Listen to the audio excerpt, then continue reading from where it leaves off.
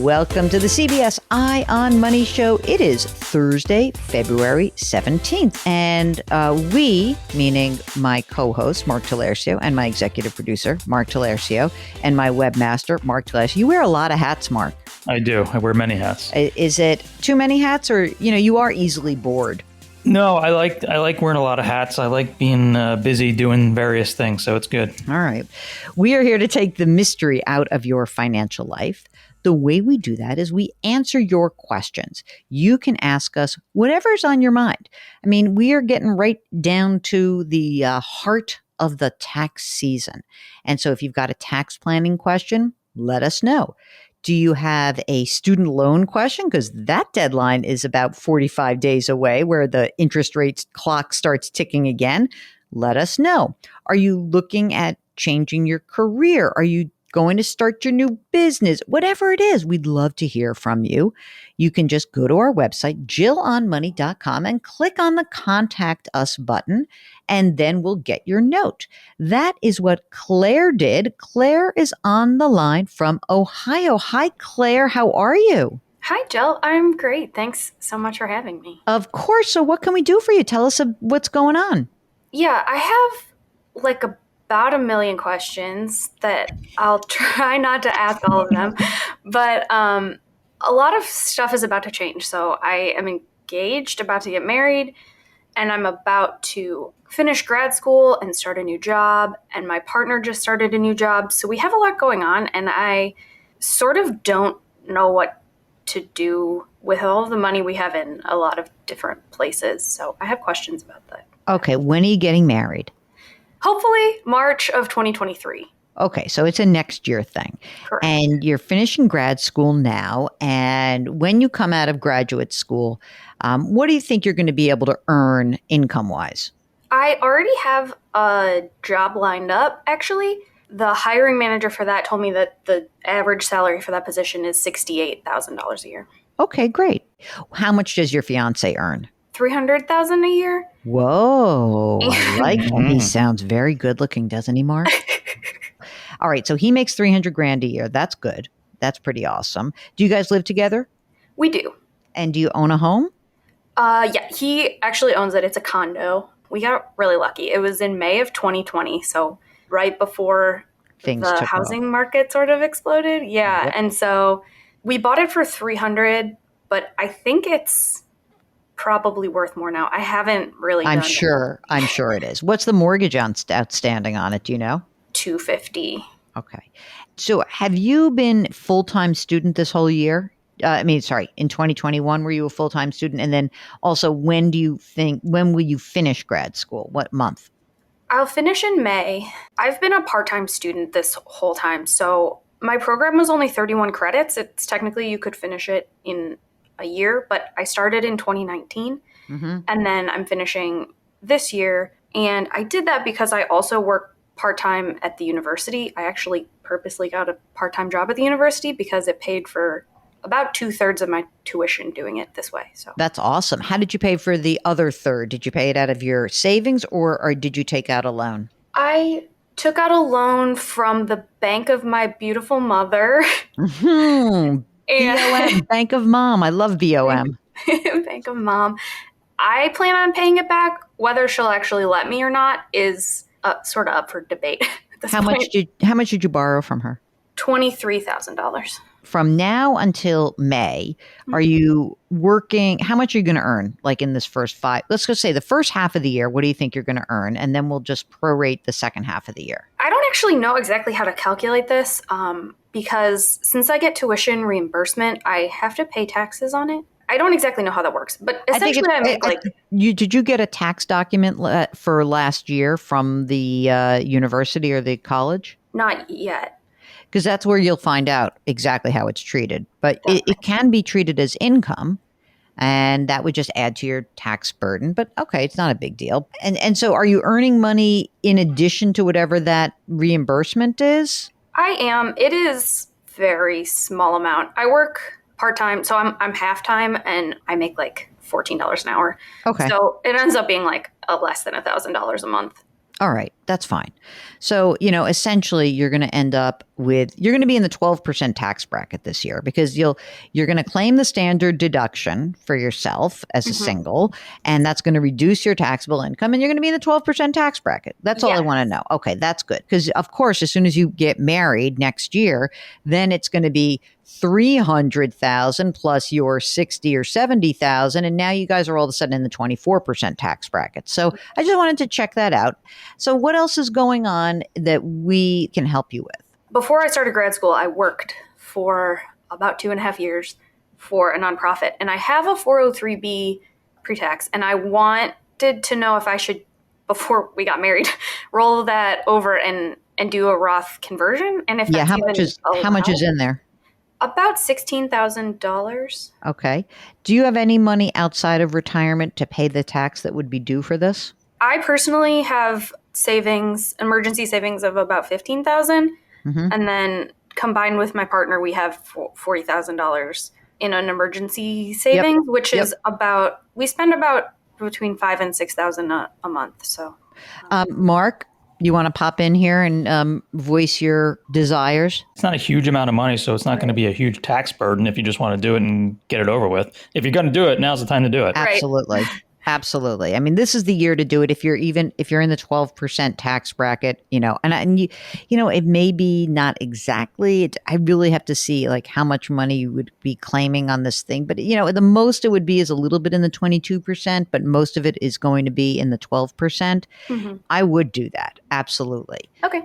And do you have any other retirement savings besides this old 403B? I have about $25,000 in a Roth IRA.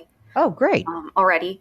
And then I have $10,000 in my current 403B for my current 2 employers. So this is what I think you do. You take the old 403B, you roll it into the existing Roth IRA, you get that whole thing going. Boom, done.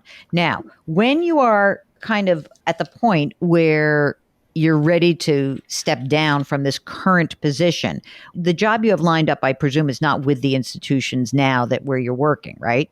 It is. It is with one of them. Yeah, it's so confusing. I have a lot of very confusing W-2 employment situations.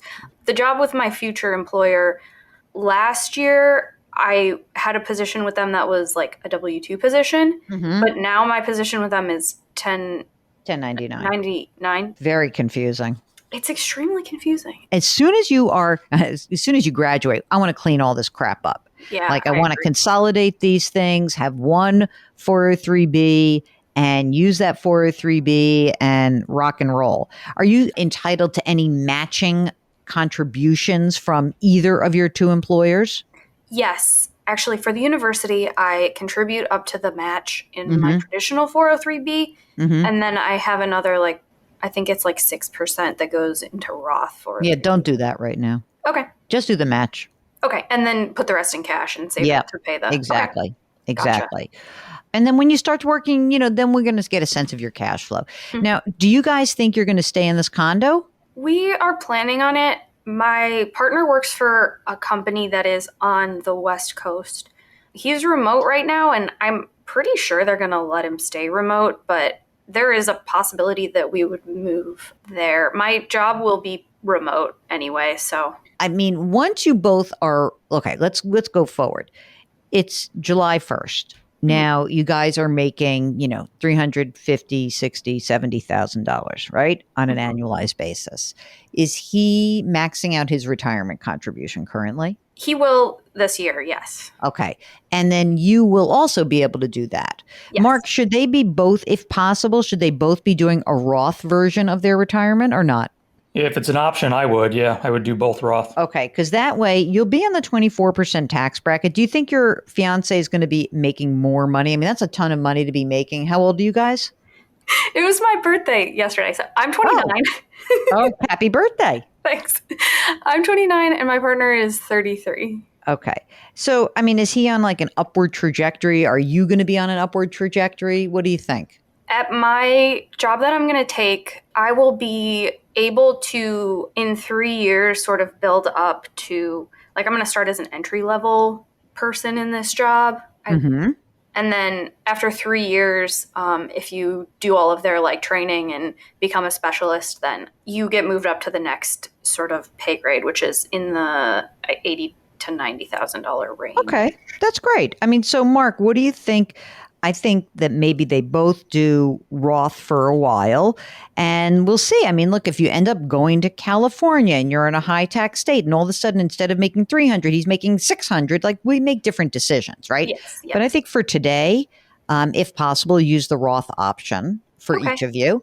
Any other stuff that's going on in terms of questions that we could answer in terms of like things you might be doing today while you're both filing as single versus next year when you'll be filing jointly? I don't think I have any more questions about that, but I do have sort of a wrench to throw in here to throw you guys off. Do it.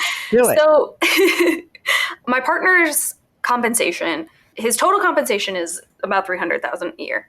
He just started last year, and as he moves on, a greater part of his salary will be as company stock. Okay. Eventually, in his third and fourth years, it'll be like almost half of his total compensation, That's fine.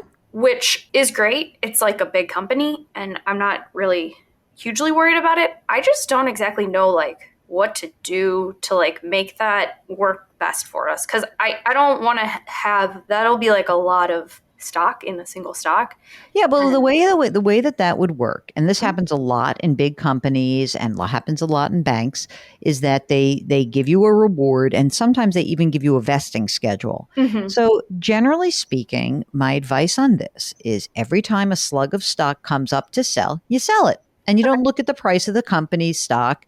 You just sell it. You get real disciplined and it's automatic. And, okay, here's the stock. We now have $50,000 of stock available. You sell the stock, you then diversify it into the rest of your sort of major sort of brokerage account portfolio. Okay. But you don't overthink this. Do not overthink this, because if he's getting a compensation that is partially based in stock, the first thing you have to do is make sure that you can live on the actual cash flow that's created. Now, the good news is that you'll be contributing at that time. Mm-hmm. And, I then you have to be really disciplined about how you manage the stock sales, and it should not be any guesswork. It should just be, okay, here's a slug of stock, it comes up, boom, you sell it, you diversify, you're done.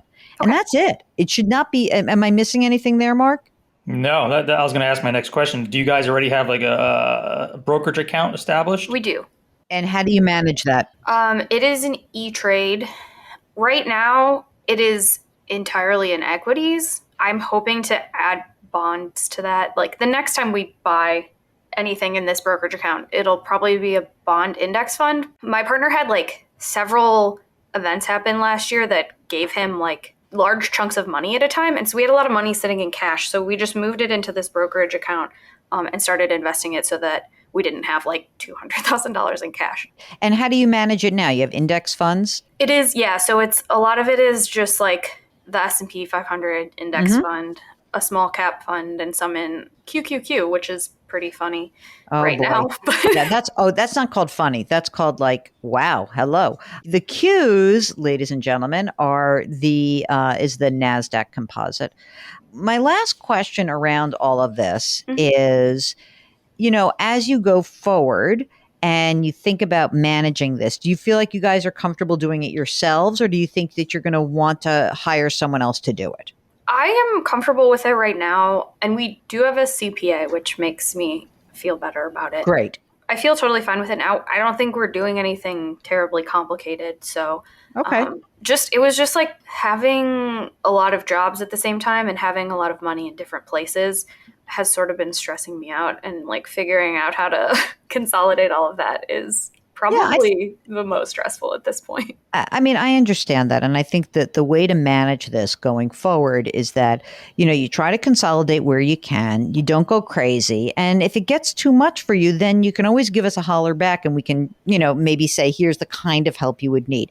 I think that in terms of like, do you actually need financial planning? It may not be this minute, but it could be that you are the kind of people that, especially if he starts making a lot more money and you start making a lot more money and you're having kids and you're doing all this stuff, like it may be that you need someone to do some planning work. It really might. I'm not saying that is a today thing, but I think you should keep it on the back the way back burner. And besides that, if you're going to contemplate a move and it's like a West Coast move, then, it's sort of now you're in that situation where you're going to probably have to take a big step up in terms of pricing because, you've got this condo and I'm sure it's worth more than what you have. But like, if you're going to I'm moving to Seattle, I'm moving to the Bay Area, like you're going to have some serious sticker shock. And then we're going to have to talk about like, what is it that you need to do in terms of putting some money away. So, if you have extra money right now as like in the next couple of years before any sort of, I would actually be thinking about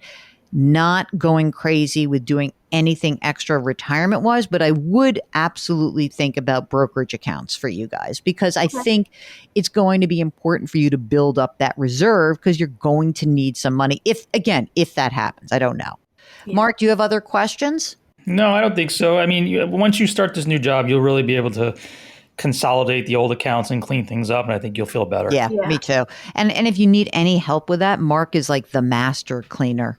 He really is. Gives me great joy. It does. It's like, I feel the same way about your refrigerator. If you need me to come clean your refrigerator, I get great joy from cleaning out refrigerators and cabinets. And I can Marie Kondo a drawer like crazy. I was going to say, I am the Marie Kondo of retirement accounts. Nice. I like that. I like that too. All right, Claire, anything else we can do for you? No, I don't think so. Thank you so much. This has been very, very helpful. Oh, that's great. I'm so glad you could join us. If you, like Claire, need some industrial cleaning of your financial life, give us a holler. Go to JillOnMoney.com, click the Contact Us button, and we would be delighted to bring you on the air. You can follow Eye on Money wherever you get your podcast. Don't forget to check out our sister broadcast. It's called Jill on Money. All the information there right on the website. So don't forget, sign up for that free weekly newsletter. And want to remind you also that we drop our episodes every Tuesday and Thursday. If this is not enough for you, if this cadence of twice a week is not enough, then you really need Jill on Money because it's 7 days a week. I know. We're crazy. Right, Mark? We are crazy. It's a lot of talking. It's a lot of talking. I know. You're our co-host, Mark, and executive producer and industrial strength cleaner to anyone's portfolio consolidation needs. We are distributed by Viacom CBS. We would like you to please put your hands metaphorically on someone's back. Our mantra here at Eye on Money is curiosity, compassion, community. Thank you for listening, and we'll talk to you next week.